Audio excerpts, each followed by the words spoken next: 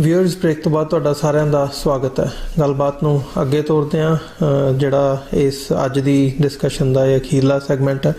Doctor ਸਾਹਿਬ, ਜਿਹੜੀ ਮਤਲਬ ਹੁਣ ਅਸੀਂ ਸਾਡੇ ਪੱਖ ਤੋਂ ਜਾਂ ਇਹ ਸਾਰੇ ਜੋ ਚੱਲ ਰਿਹਾ ਇਹਦੇ 'ਤੇ ਗੱਲ ਕੀਤੀ ਹੈ, ਸੋ ਥੋੜ੍ਹਾ ਜਿਹਾ ਜਦੋਂ ਅਸੀਂ ਸਰਕਾਰੀ ਪੱਖ ਤੋਂ ਦੇਖਦੇ ਹਾਂ ਜਾਂ ਗਵਰਨਮੈਂਟ ਦੇ ਲੈਵਲ ਤੋਂ ਇਸ ਵਕਤ ਇੰਡੀਆ ਦੇ ਵਿੱਚ ਓਵਰਆਲ ਜਿਹੜੀ ਸਿਚੁਏਸ਼ਨ ਹੈ ਉਹ ਵੀ ਕੋਈ ਬਹੁਤੀ ਸਾਜ਼ਗਾਰ ਜਾਂ ਉਹ ਨਹੀਂ ਨਜ਼ਰ ਆ ਰਹੀ ਹੈਗੀ। ਹੁਣ ਭਾਵੇਂ ਤੁਸੀਂ ਵੀ ਜ਼ਿਕਰ ਕੀਤਾ ਘਟਨਾਵਾਂ ਦਾ, ਕਿਵੇਂ ਮੁਸਲਮਾਨਾਂ ਨੂੰ ਟਾਰਗੇਟ ਕੀਤਾ ਜਾ ਰਿਹਾ ਹੈ,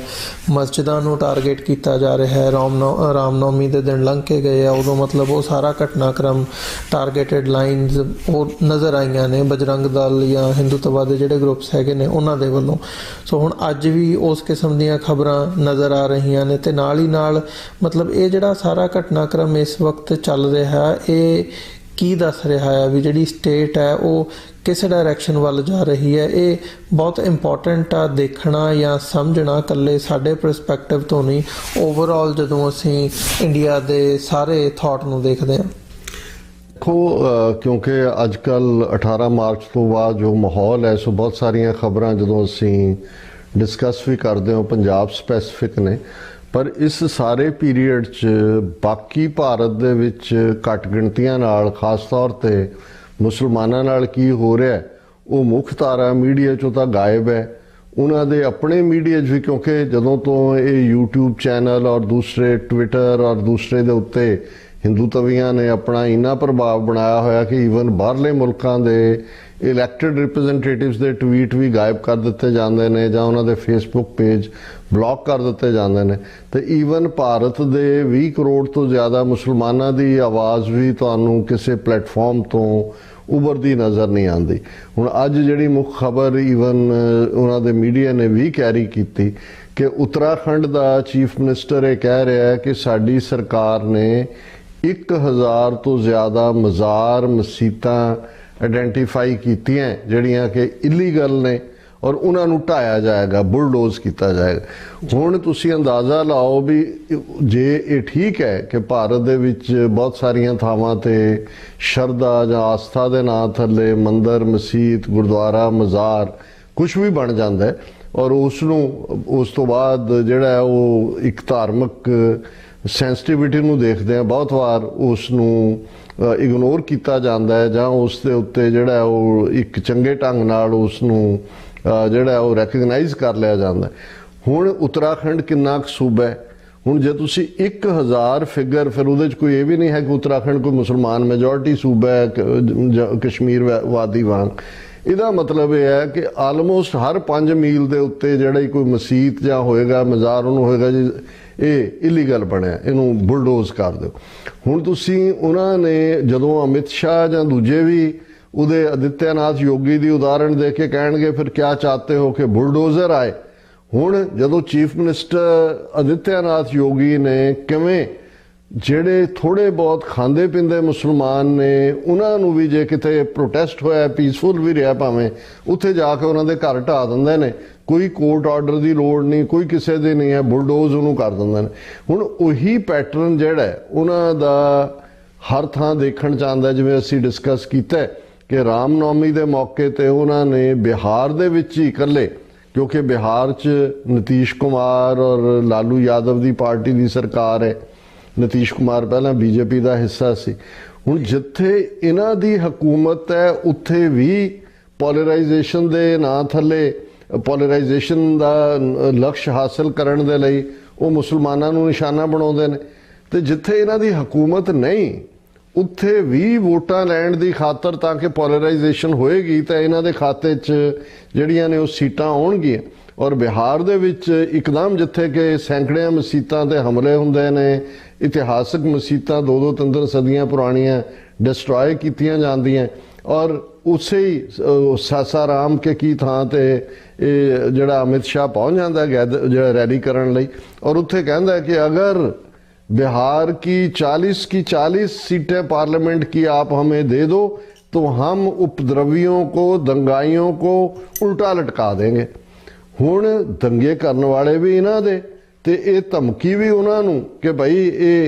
ਸਾਡੇ ਹਵਾਲੇ ਕਰਾ ਦਿਓ 40 ਸੀਟਾਂ, ਫਿਰ ਤੁਸੀਂ ਦੇਖੋ ਕੀ ਹੈ। ਸੋ ਜਿੱਥੇ ਇਹਨਾਂ ਕੋਲ ਪਾਵਰ ਹੈ ਉੱਥੇ ਜਦੋਂ ਇਹ ਜ਼ੁਲਮ ਕਰਦੇ ਨੇ ਬੋਲਣ ਵਾਲਾ ਕੋਈ ਨਹੀਂ ਹੈ, ਤੇ ਜਿੱਥੇ ਸਰਕਾਰ ਇਹਨਾਂ ਦੀ ਨਹੀਂ ਵੀ ਹੈ, ਇਹਨਾਂ ਨੇ ਰਾਜਸਥਾਨ ਹੋਏ, ਬਿਹਾਰ ਹੋਏ, ਛੱਤੀਸਗੜ੍ਹ ਹੋਏ। ਹੁਣ ਛੱਤੀਸਗੜ੍ਹ 'ਚ ਕਾਂਗਰਸ ਦੀ ਸਰਕਾਰ ਹੈ, ਪਰ ਛੱਤੀਸਗੜ੍ਹ ਇੱਕੋ ਇੱਕ ਸੂਬਾ ਹੈ ਜਿੱਥੇ ਸਭ ਤੋਂ ਜ਼ਿਆਦਾ ਟਰਾਈਬਲ, ਸ਼ਾਇਦ 40 ਜਾਂ 45% ਪਾਪੂਲੇਸ਼ਨ ਟਰਾਈਬਲਸ ਦੀ ਹੈ, ਉਹ ਬਹੁਤੇ ਈਸਾਈ ਨੇ। ਉੱਥੇ ਉਹੀ ਹਾਲ ਚਰਚਿਸ ਦੇ ਨਾਲ ਹੁੰਦਾ ਹੈ, ਉਹੀ ਮਾਸ ਰੇਪ ਆਫ ਨਨਸ, ਔਰ ਉਹਨਾਂ ਦੇ ਜਿਹੜੇ ਪ੍ਰੀਸਟ ਨੇ ਉਹਨਾਂ ਦੀ ਮਾਰ ਕੁਟਾਈ, ਔਰ ਪੂਰਾ ਜਿਹੜਾ ਉਸ ਕਿਸਮ ਦਾ ਉਹਨਾਂ ਨੇ ਮਾਹੌਲ ਸਿਰਜਿਆ ਹੋਇਆ। ਸੋ ਜਦੋਂ ਅਸੀਂ ਬਾਰ-ਬਾਰ ਨਾਜ਼ੀਆਂ ਦੀ ਗੱਲ ਕਰਦੇ ਹਾਂ, ਔਰ ਅਸੀਂ ਆਪਣੇ ਵਿਊਅਰਸ ਨੂੰ ਇਹ ਰਿਕਮੈਂਡ ਵੀ ਕਰਾਂਗੇ ਕਿ ਜੇ ਤੁਸੀਂ ਹੁਣ ਤਾਂ ਤੁਹਾਡੇ ਕੋਲ ਜਿਹਨੂੰ ਕਹਿੰਦੇ ਨੇ ਕਲਿੱਕ ਅਵੇ ਹੁੰਦਾ ਹੈ, ਤੁਸੀਂ ਗੂਗਲ ਦੇ ਉੱਤੇ ਹੀ ਦੇਖ ਸਕਦੇ ਹੋ ਕਿ ਨਾਜ਼ੀਆਂ ਨੇ ਕਿਵੇਂ ਪਾਵਰ ਜਿਹੜੀ ਹੈ ਉਹ ਪਹਿਲਾਂ ਹਾਸਲ ਕੀਤੀ, ਫਿਰ ਉਹਨਾਂ ਨੇ ਕਿਵੇਂ ਮੇਨਟੇਨ, ਕਿਵੇਂ ਉਹਨਾਂ ਨੇ ਪੋਲਰਾਈਜ਼ ਕੀਤਾ, ਕਿਵੇਂ ਉਹਨਾਂ ਨੇ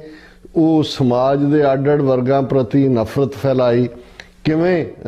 ਬਲੂ ਆਈ ਬਲੌਂਡ ਹੇਅਰ ਗੋਰਾ ਨਸਲ ਨੂੰ ਆਰੀਅਨ ਕਹਿ ਕੇ ਸੁਪੀਰੀਅਰ ਸਾਬਤ ਕੀਤਾ, ਕਿਵੇਂ ਦੂਸਰਿਆਂ ਦੇ ਪ੍ਰਤੀ ਇਹ ਫੀਅਰ ਪੈਦਾ ਕੀਤਾ। ਕਿਉਂਕਿ ਯਹੂਦੀਆਂ ਦੇ ਖਿਲਾਫ ਨਫ਼ਰਤ ਇਹ ਸੀ ਕਿ ਜੋ ਸਾਡੀ ਇਕਨੋਮਿਕਲ ਮਾੜੀ ਹਾਲਤ ਹੈ ਇਹਦੇ ਜ਼ਿੰਮੇਵਾਰ ਇਹ ਨੇ, ਕਿਉਂਕਿ ਇਹ ਐਕਸਪਲੋਇਟ ਕਰਦੇ ਨੇ। ਇਹ ਫਸਟ ਵਰਲਡ ਵਾਰ 'ਚ ਇਹਨਾਂ ਨੇ ਅੰਗਰੇਜ਼ਾਂ ਦੀ ਮਦਦ ਕੀਤੀ, ਇਸ ਲਈ ਸਾਨੂੰ ਜਿਹੜੀ ਹੈ ਉਹ ਹਿਊਮਿਲੇਟ ਕਰਨ ਵਾਲੀ ਟ੍ਰੀਟੀ ਜਿਹੜੀ ਹੈ ਉਹ ਸਾਈਨ ਜਿਹੜੀ ਕਰਨੀ ਪਈ ਫਸਟ ਵਰਲਡ ਵਾਰ ਤੋਂ ਬਾਅਦ। ਹੁਣ ਜੇ ਤੁਸੀਂ ਇਹਨਾਂ ਦਾ ਪੈਟਰਨ ਦੇਖੋ ਤੇ ਮੁਸਲਮਾਨਾਂ, ਉਹਨਾਂ ਦੇ ਜਿੰਨੇ ਲੀਡਰ ਨੇ ਉਹ ਕਹਿਣਗੇ ਕਿ ਜੀ ਅਗਰ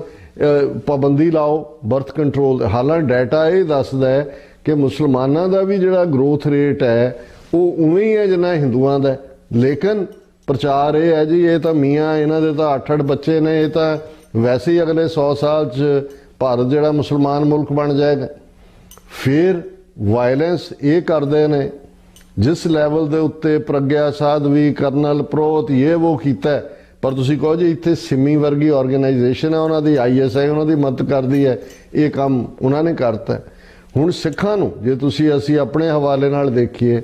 ਵੀ ਜਿਸ ਲੈਵਲ ਤੇ ਈਵਨ ਕਿਸਾਨ ਲਹਿਰ ਦੇ ਵੇਲੇ ਵੀ ਉਹਨੂੰ ਇਹਨਾਂ ਨੇ ਦਹਿਸ਼ਤਗਰਦੀ ਨਾਲ ਜੋੜਿਆ, ਖਾਲਿਸਤਾਨ ਨਾਲ ਜੋੜਿਆ, ISI ਨਾਲ ਜੋੜਿਆ। ਹੁਣ ਤੁਸੀਂ ਉਹਨਾਂ ਦਾ ਉਹੀ ਪੈਟਰਨ ਦੇਖੋਗੇ ਕਿ ਅੰਮ੍ਰਿਤਪਾਲ ਸਿੰਘ ਦਾ ਕੋਈ ਲਾਗਾ ਦੇਗਾ ਨਹੀਂ ਕਿਸੇ ਹੋਰ ਨਾਲ ਉਹਨੇ ਬਿਲਕੁਲ, ਔਰ ਹਾਲਾਂਕਿ ਉਹਨਾਂ ਨੇ ਕੁਝ ਗੱਲਾਂ ਜਿਹੜੀਆਂ ਪਾਕਿਸਤਾਨ ਦੇ ਹਵਾਲੇ ਨਾਲ ਕਹੀਆਂ, ਸਾਨੂੰ ਲੱਗਾ ਕਿ ਭਾਈ ਇਹ ਹਿਸਟੋਰੀਕਲੀ ਸ਼ਾਇਦ ਬਹੁਤੀ ਗੱਲ ਕਰੈਕਟ ਨਹੀਂ ਹੈ, ਲੇਕਿਨ ਪਹਿਲਾਂ ਤਾਂ ਉਹਨਾਂ ਨੇ ਪਿੰਡਾਂ ਵਾਲਿਆਂ ਨੂੰ ਤਾਂ ਡਿਮੋਨਾਈਜ਼ ਕੀਤਾ ਹੀ ਸੀ। ਹੁਣ ਅੱਜ ਦੀ ਇੱਕ ਖਬਰ ਇਹ ਹੈ ਕਿ ਜੀ ਜਿਹੜੇ ਉਹ 7 ਗਏ ਨੇ ਉੱਥੇ ਦਿਬਰੂਗੜ੍ਹ ਫੜੇ ਹੋਏ ਨੇ, ਉਹਨਾਂ ਤੋਂ ਇਹ ਲੱਗਾ ਕਿ ਜੀ ਜਿਹੜਾ ਅੰਮ੍ਰਿਤਪਾਲ ਜਾਰਜੀਆ ਗਿਆ ਸੀ 2 ਮਹੀਨੇ ਲਈ, ਉੱਥੇ ਉਹਨੇ ਪਲਾਸਟਿਕ ਸਰਜਰੀ ਕਰਵਾਈ ਕਿ ਉਹ ਪਿੰਡਾਂ ਵਾਲਿਆਂ ਵਰਗਾ ਲੁੱਕ ਕਰੇ, ਪਿੰਡਾਂ ਵਾਲੇ 2 ਬਣਨ ਦੇ ਲਈ। ਇਹ ਉਹਨਾਂ ਦੀਆਂ, ਇਹ ਹੁਣ ਤੁਸੀਂ ਮੈਲਾਈਨਿੰਗ ਕੈਂਪੇਨ, ਉਸ ਤੋਂ ਪਹਿਲਾਂ ਅਸੀਂ ਉਹਨਾਂ ਦੇ ਮੇਨ ਸਟ੍ਰੀਮ ਮੀਡੀਆ 'ਚ ਦੇਖਦੇ ਹਾਂ ਜੀ ਉਹਨੇ ਤਾਂ ਚੱਕਰੇ ਖੋਲੇ ਹੋਏ ਸੀ ਥਾਈਲੈਂਡ ਔਰ ਦੂਸਰੇ ਤੀਸਰੇ 'ਚ ਇਸ ਕਿਸਮ ਦਾ ਸੀ, ਔਰ ਮਲਟੀਪਲ ਜਿਹੜੇ ਨੇ ਉਹ ਆਡੀਓ ਲੀਕ ਦੇ ਨਾਂ ਥੱਲੇ ਕਿ ਜੀ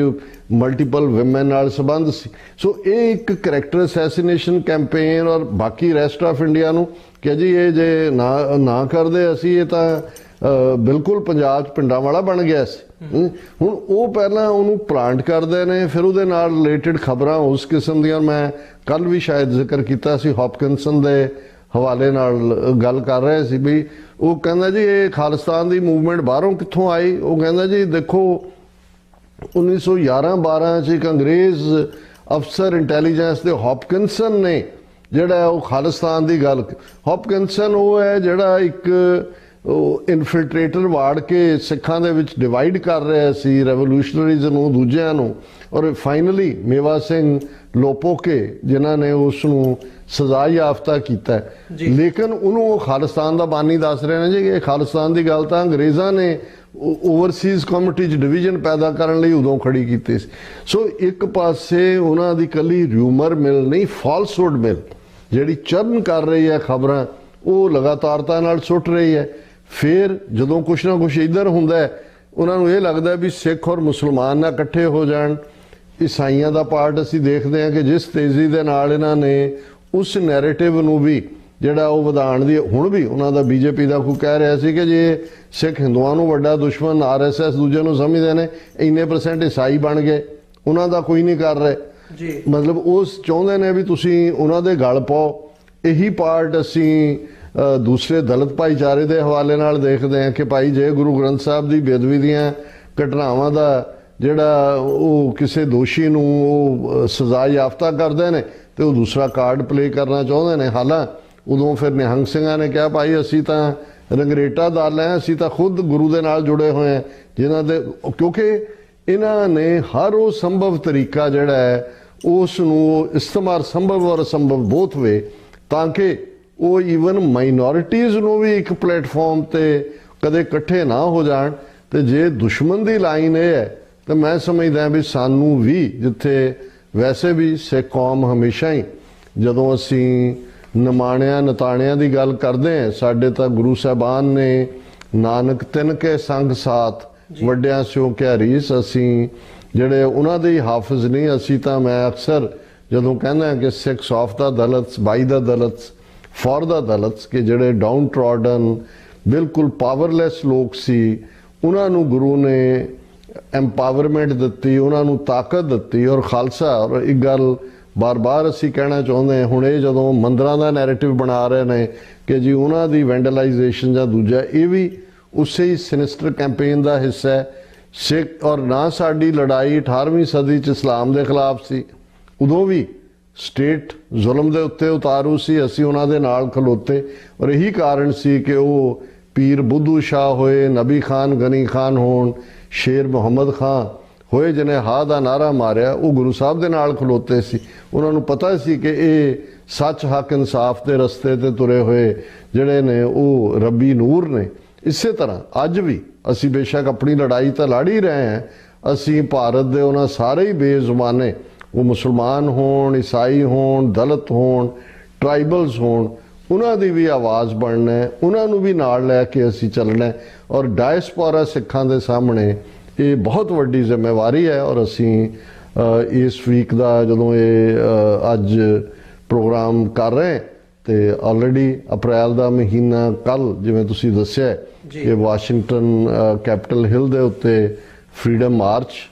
ਔਰ ਫਿਰ ਆਉਣ ਵਾਲੇ ਹਫ਼ਤਿਆਂ ਦੇ ਵਿੱਚ ਥਾਂ-ਥਾਈਂ ਸਿੱਖ ਡੇ ਪੈਰੇਡਸ ਔਰ ਦੂਸਰਾ ਹੋਣਗੀਆਂ। ਸੋ 324 ਵਰੇ ਪਹਿਲਾਂ ਜਿਹੜਾ ਕੁੱਲ ਆਲਮ ਦੇ ਵਿੱਚ ਜਿਹੜੀ ਖਾਲਸੇ ਦੀ ਆਵਾਜ਼ ਇਸ ਧਰਤੀ ਦੇ ਉੱਤੇ, ਖਾਲਸਾ ਅਕਾਲ ਪੁਰਖ ਕੀ ਫੌਜ,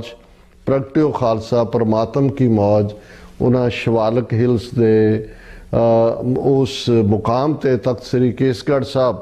ਖਾਲਸਾ ਪੰਥ ਪ੍ਰਗਟ ਹੁੰਦਾ ਹੈ। ਸੋ ਅਸੀਂ ਮੁਬਾਰਕਬਾਦ ਵੀ ਦਿੰਦੇ ਹਾਂ ਇਸ ਸਾਰੇ ਦੌਰ ਦੀ ਜਿਹੜਾ ਕਿ ਇਸ ਦਿਨ ਨੂੰ ਜਿੱਥੇ ਜਿੱਥੇ ਵੀ ਸੈਲੀਬ੍ਰੇਟ ਕੀਤਾ ਜਾਣਾ। ਪਰ ਅਸੀਂ ਸਮਝਦੇ ਹਾਂ ਵੀ ਇਹ ਵਰ੍ਹਾ ਸਾਡੇ ਲਈ ਬਹੁਤ ਚੈਲੰਜਿੰਗ ਵਰ੍ਹਾ ਹੈ ਔਰ ਸਾਨੂੰ ਇਸ ਵੇਲੇ ਸਿਰਫ ਇਹੀ ਨਹੀਂ ਹੈ ਕਿ ਵੀ ਅਸੀਂ ਵਿਸਾਖੀ ਦੇ ਮੌਕੇ ਜਿਹੜਾ ਉਹ ਇੱਕ ਚੰਗੇ ਅਟਾਇਰ ਦੇ ਵਿੱਚ ਨਗਰ ਕੀਰਤਨਾਂ 'ਚ ਸ਼ਮੂਲੀਅਤ ਕਰੀਏ, ਪਰ ਸਾਡੇ ਸਾਹਮਣੇ ਖਾਲਸਾ ਸੋਏ ਜੋ ਨਿਰਧਨ ਕੋ ਪਾਲੇ, ਖਾਲਸਾ ਸੋਏ ਜੋ ਦੁਸ਼ਟ ਕੋ ਗਾਲੇ, ਇਹ ਸਾਡੇ ਤੇ ਫਰਜ਼ ਵੀ ਗੁਰੂ ਨੇ ਆਇਤ ਕੀਤੇ ਹੋਏ ਨੇ। ਔਰ ਜਿਹੜੇ ਵੀਰ ਭੈਣਾਂ ਸੰਘਰਸ਼ ਦੇ ਵਿੱਚ ਕੁੱਦੇ ਹੋਏ ਨੇ, ਅੱਜ ਬਹੁਤ ਪਰਿਵਾਰ ਸਫ਼ਰ ਕਰ ਰਹੇ ਨੇ, ਕਿੰਨੇ ਘਰਾਂ 'ਚੋਂ ਚੁੱਕੇ ਹੋਏ ਨੇ, ਬੀਬੀਆਂ ਔਰ ਬੱਚਿਆਂ ਨੂੰ ਵੀ ਹਰਾਸ ਕੀਤਾ ਜਾ ਰਿਹਾ। ਸੋ ਅਸੀਂ ਇਸ ਸੱਚ ਹੱਕ ਇਨਸਾਫ ਦੀ